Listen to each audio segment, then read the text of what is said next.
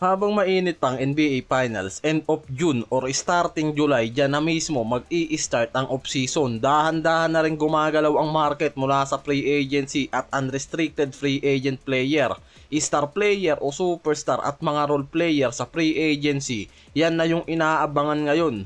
Ang pinaka-headline dyan, itong si LeBron pero hindi pa 100% kasi. Dahil wala pa namang desisyon tong si LeBron kung papasok talaga siya sa free agency at magde-decline ng possible extension niya sa Lakers. May nabasa pa nga ako na possible August pa yung maging final decision niya about sa future niya sa Lakers kung aalis siya o mag-i-stay na may salary discount.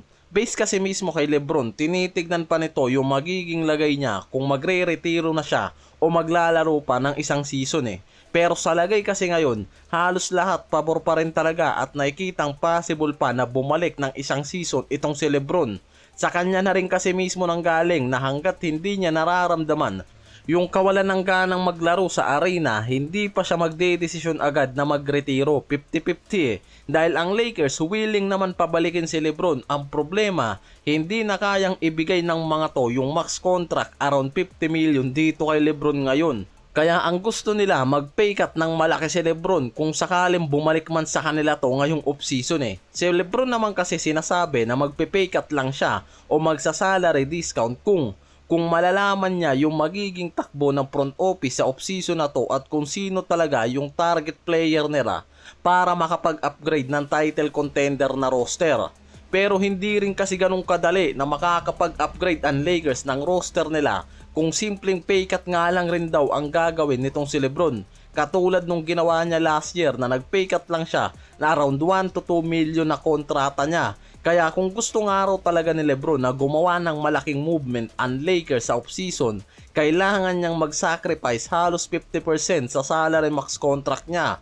Dahil kung nakikitang hindi pa rin sapat yung pay cut ni LeBron, around 40 to 50 million lang, hindi sila makakapag-upgrade agad ng roster. Simpleng role player lang rin ang makukuha nila at simpleng elite center. Nandyan naman yung team tulad ng Warriors na kayang sumalong araw kay LeBron kung magde-desisyon to na umalis sa Lakers dahil base mismo rin sa agent nitong si LeBron na si Rich Paul. Desidido yung mga to na humingi pa rin ng max contract sa Lakers pagpasok ng off-season na to, kaya lalong tumitindi yung mga speculation na kung hindi magkakasundo yung mga to, malamang sa malamang ang dulo part ways talaga. Ang Warriors kasi based sa mga reports sobrang interesado kay LeBron. May mid-level exceptions pa sila na pwedeng gamitin para papirmahin siya sa free agency.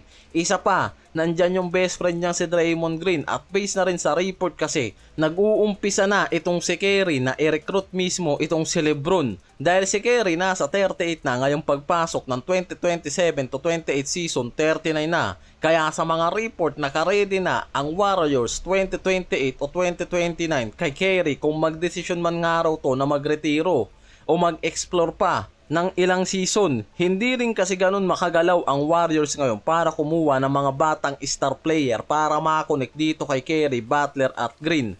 Champion contention ang hinahabol ng mga to para sa natitirang taon talaga ni Curry at Green. Kaya priority nila na mag-compete ng championship title before mag-retired itong si Curry. Kasi ngayon, nagiging prone na rin yan sa injury. Sa mga report, kung bumaba yung production at performance niya o magkaroon ng seryosong injury, pwedeng yan yung maging dahilan para mag-retiro, biglaan yan. Pero sa ngayon kasi, wala pang pinapakitang sign na gusto niya nang tumigil. Wala rin siyang sinasabi about sa mga retirement plan niya sa Warriors. Sa report naman kasi ngayon, hindi pa talaga desidido si LeBron na lumipat sa Warriors. Pero sa unang pagkakataon nga raw sa karir niya, may tunay na posibilidad na pinag-iisipan nga raw nito kung ano talaga yung magiging itsura ng paglalaro niya kasama si Curry sa Golden State. Base mismo kay Montepool ng NBC Sports Bay Area, may curiosity o interest na ang magkabilaan kaya hindi dapat nga raw basta balewalain lang to Dahil interesado nga raw ngayon si LeBron na malaman kung ano talaga yung ma-offer ng Warriors. At open nga raw talaga itong si LeBron sa pakikinig kung sakaling hindi maging maayos ang negotiation niya sa Lakers. Ang daming naniniwalang mga NBA insider na kung Kung aalis si LeBron sa Lakers, isa ang Warriors sa pinakamalakas na possible destination niya. Kasama si Kyrie, Draymond Green at Jimmy Butler. Magkakaroon siya agad ng veteran core na may championship experience pa. Kung babalik nga raw kasi siya sa Cavaliers, champion contender naman talaga yung team na to. Ang problema, handa lang kasi yung mga to na magbigay ng veteran deal dito kay LeBron sa free agency na masyado nga raw talagang malabo pa sa ngayon na tanggapin itong si LeBron. Halos 80% kasi ng max contract niya ang mawawala kung tatanggapin niya yung veteran minimum deal sa Cavaliers. Kumpara naman sa mid-level exception na kayang ibigay ng Warriors around 30 million pa sa kanya.